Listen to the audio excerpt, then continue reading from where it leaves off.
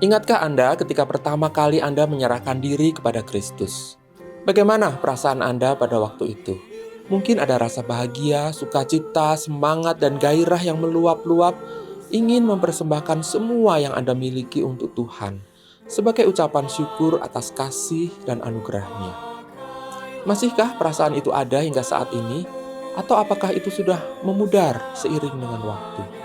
Himne berikut ini mungkin dapat mengingatkan kita kembali apa artinya memiliki komitmen untuk mendedikasikan seluruh hidup kita kepada Tuhan.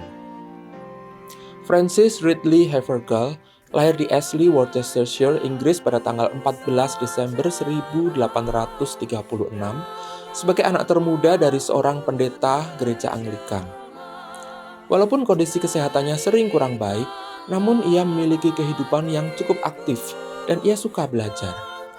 Pada usia 4 tahun, ia sudah mulai menghafal ayat-ayat Alkitab. Ia menulis puisinya yang pertama pada usia 7 tahun. Ia menguasai 6 bahasa secara aktif termasuk bahasa Yunani dan Ibrani. Ia mahir bermain piano dan suaranya indah sekali sehingga ia sering diminta mengadakan konser solo. Karena lahir dalam keluarga pendeta, ia dapat dianggap sudah menjadi Kristen sejak lahir. Namun menjelang usia 37 tahun, sebuah peristiwa mengubah hidupnya. Pada saat itu, ia membaca sebuah buku berjudul All for Jesus yang menekankan pentingnya menempatkan Kristus sebagai Tuhan dan Raja dalam setiap aspek kehidupan. Buku itu menyadarkannya bahwa selama ini ada yang kurang atau kosong dalam hidupnya sebagai orang Kristen. Dan tidak lama kemudian, pada Minggu Advent tanggal 2 Desember 1873, ia mengalami apa yang disebutnya sendiri sebagai true consecration atau pengudusan yang sejati. Dan sejak saat itu ia mendedikasikan ulang hidupnya kepada Kristus. Beberapa bulan kemudian ia mengadakan kunjungan selama 5 hari ke sebuah rumah. Di sana ia bertemu dengan 10 orang. Beberapa di antaranya belum menjadi Kristen dan sudah lama didoakan. Sedangkan sisanya sudah menjadi Kristen namun belum merasakan sukacita hidup sebagai orang Kristen.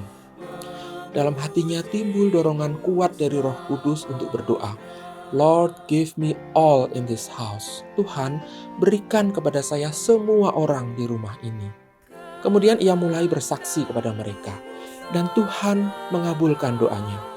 Sebelum 5 hari kunjungan itu berakhir, semua orang dalam rumah itu merasakan jamahan Tuhan dan menyerahkan diri kepada Kristus. Pada hari terakhir kunjungannya pada tanggal 4 Februari 1874, Francis merasakan sukacita yang luar biasa. Malam itu ia tidak dapat tidur dan terus-menerus memuji Tuhan, hingga terciptalah sebuah syair yang akhirnya menjadi himne yang berjudul Take My Life and Let It Be, atau yang kita kenal dalam bahasa Indonesia, Tuhan ambil hidupku. Himne yang sering disebut sebagai consecration poet atau syair pengudusan ini terdiri dari 6 bait, dan setiap baitnya terdiri dari 2 baris, sehingga seluruhnya ada 12 baris. Di dalam bahasa aslinya, setiap baris diawali dengan frasa take my, sehingga seluruhnya ada 12 frasa take my yang mewakili setiap aspek dalam hidup kita yang harus diserahkan dan ditundukkan kepada Tuhan ketika kita menyerahkan hidup kita untuk dikuduskan bagi kemuliaan-Nya. Aspek-aspek itu antara lain adalah waktu, tangan, kaki, bibir, suara, harta, akal budi, kehendak, hati, kasih, serta diri kita seutuhnya. Dari waktu ke waktu, Francis sering menggunakan himne ini dalam perenungannya sendiri.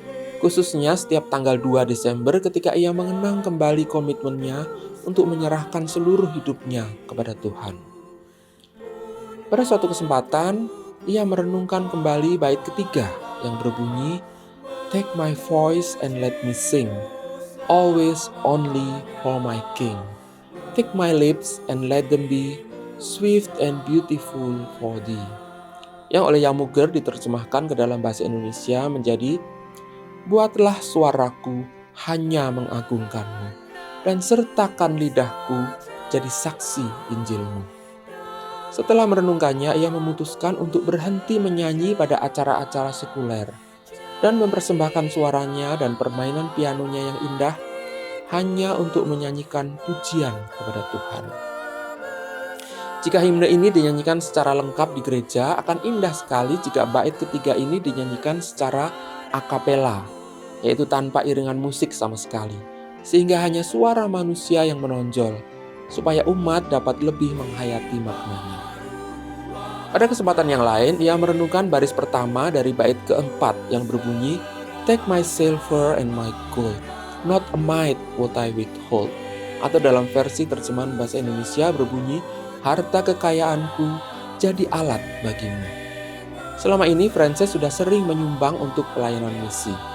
Namun pada saat itu ia merasakan dorongan untuk melakukan lebih, melangkah selangkah lebih jauh. Kemudian ia memutuskan untuk mengirimkan seluruh koleksi perhiasannya ke sebuah badan misi. Kepada seorang temannya ia menulis bahwa ia tidak membayangkan bahwa ia memiliki begitu banyak perhiasan. Ia mengemas hampir 50 kotak perhiasan. Dan belum pernah sebelumnya ia merasakan sukacita yang luar biasa, seperti saat ia mengirimkan kotak-kotak tersebut. Frances bukan hanya mengarang sebuah himne, atau sekadar menulis lirik-lirik kosong belaka. Tapi ia sungguh-sungguh menghidupinya.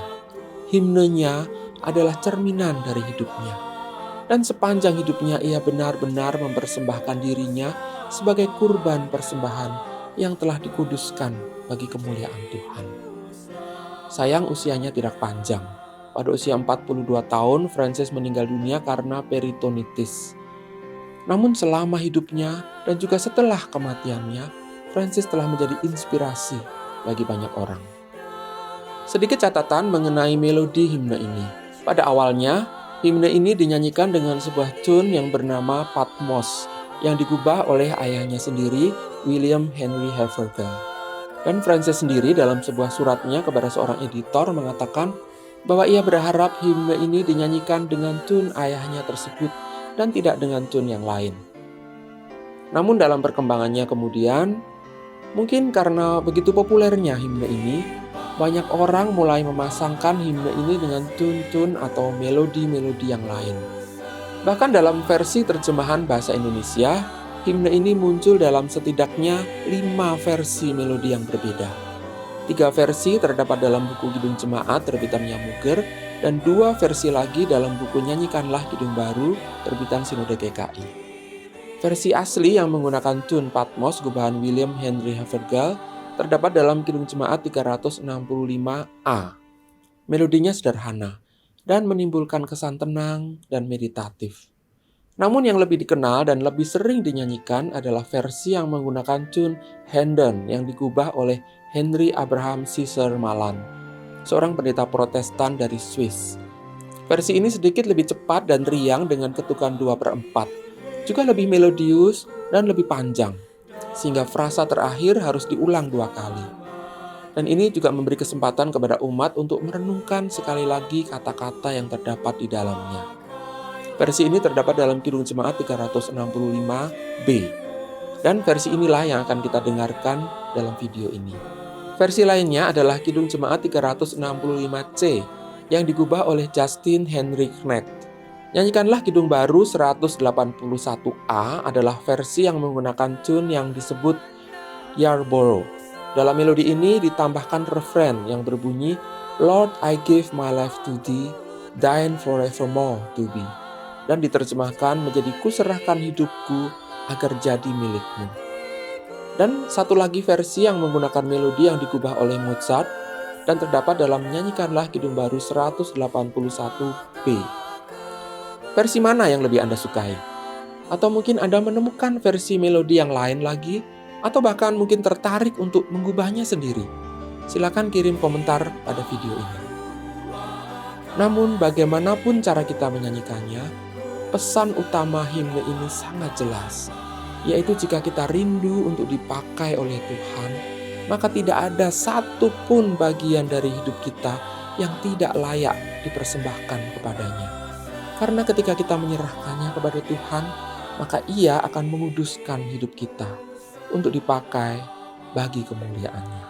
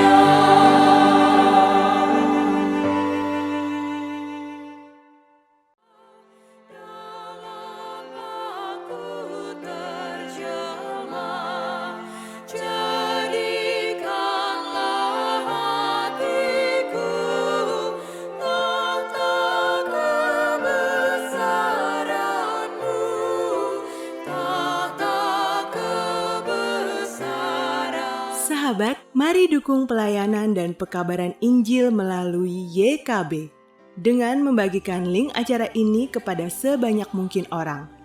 Dukungan juga dapat saudara lakukan dengan mentransfer dukungan finansial ke rekening BCA ke nomor 450 305 2990 450 305 2990 atas nama Yayasan Komunikasi Bersama.